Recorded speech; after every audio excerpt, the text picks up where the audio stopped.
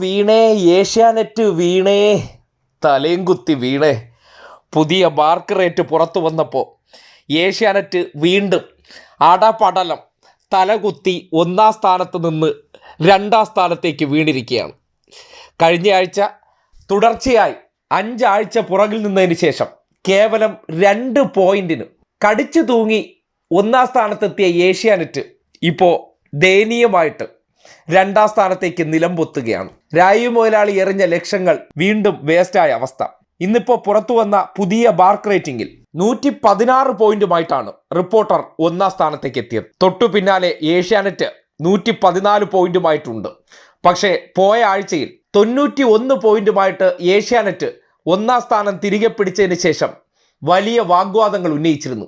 ഇനി ഈ ഒന്നാം സ്ഥാനം ഞങ്ങളുടെ കുത്തകയായി മാറും, ഒന്നാം സ്ഥാനമായി മാറും എന്നതായിരുന്നു ചാനലിലെ അവകാശവാദം. അതായത് ക്ലാസ് ഈസ് പെർമനന്റ് എന്നാണ് അന്ന് ഏഷ്യാനെറ്റ് പറഞ്ഞത്. പക്ഷേ നിലമ്പൂർ ഉപതെരഞ്ഞെടുപ്പിന്റെ റിസൾട്ടും അതിന്റെ വോട്ടിംഗ് ഉൾപ്പെടെയുള്ളവ റിപ്പോർട്ടറിനെ തുണച്ചു. റിപ്പോർട്ടറിന്റെ വാർത്താ അവതരണത്തിന് കൂടുതൽ കാഴ്ചക്കാരെ കിട്ടി. അതോടെ വീണ്ടും ഏഷ്യാനെറ്റ് തലകുത്തി താഴെ വീഴുന്ന സാഹചര്യമാണ് ഉണ്ടായത്. കഴിഞ്ഞ ആഴ്ച 86 പോയിന്റുമായി റിപ്പോർട്ടർ രണ്ടാം സ്ഥാനത്തായിരുന്നു. ഏഷ്യാനെറ്റുമായി 5 പോയിന്റിന്റെ വ്യത്യാസം. എന്നാൽ ഇക്കുറി 116 പോയിന്റ് നേടിക്കൊണ്ട് വൻ കുതിപ്പാണ് റിപ്പോർട്ടർ ചാനൽ നടത്തിയിരിക്കുന്നത്. തൊട്ടു പിന്നാലെയുള്ള ഏഷ്യാനെറ്റ് 114.36 പോയിന്റ് നേടിയിട്ടുണ്ട്. മൂന്നാം സ്ഥാനത്ത് 24 106.69 പോയിന്റാണ്.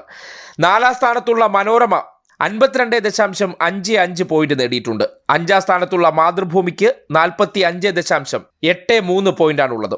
ന്യൂസ് മലയാളം 24x7 എന്ന ചാനൽ 30.73 പോയിന്റുമായിട്ട് ഈ ആഴ്ചയും പോയിന്റ് പട്ടികയിൽ കുതിപ്പ് നടത്തിയിട്ടുണ്ട്.